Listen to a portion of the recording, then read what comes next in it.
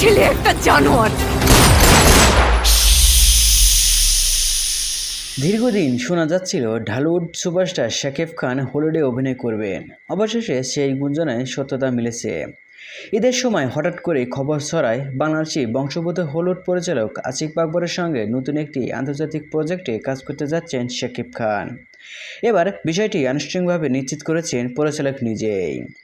বাংলাদেশ ও যুক্তরাষ্ট্রের যৌথ প্রযোজনায় নির্মিত জনপ্রিয় স্পাই থ্রিলার MR9-এর নির্মাতা আসিফ আকবর এবার নতুন একটি থ্রিলারধর্মী হলিউডের সিনেমা নির্মাণ করতে যাচ্ছে, যেখানে মুখ্য চরিত্রে দেখা যাবে শাকিব খানকে। পরিচালক জানান, বর্তমানে সিনেমাটির চিত্রনাট্যর কাজ চলছে। শাকিব খানকে কেন্দ্রীয় চরিত্রে চূড়ান্ত করা হয়েছে। তার বিপরীতে থাকবেন দুই অভিনেত্রী, একজন বাংলাদেশি এবং অন্যজন হলিউড থেকে নেওয়া হবে। পাশাপাশি খল চরিত্রেও থাকবেন হলিউডের পরিচিত কোনো মুখ। জানা গেছে, আগামী মাসে শুরুতেই শাকিব খান যুক্তরাষ্ট্রে যাবেন প্রজেক্টের চূড়ান্ত প্রস্তুতির জন্য। সবকিছু পরিকল্পনা অনুযায়ী এগোলে এটি হবে শাকিব খানের প্রথম হলিউড সিনেমা। ক্রাইম থ্রিলার ঘরানার এই ছবিটি 2026 সালে বিশ্বব্যাপী মুক্তি পাওয়ার কথা রয়েছে। সো ভিউয়ার্স, এই ভিডিওতে আপনার কি মতামত?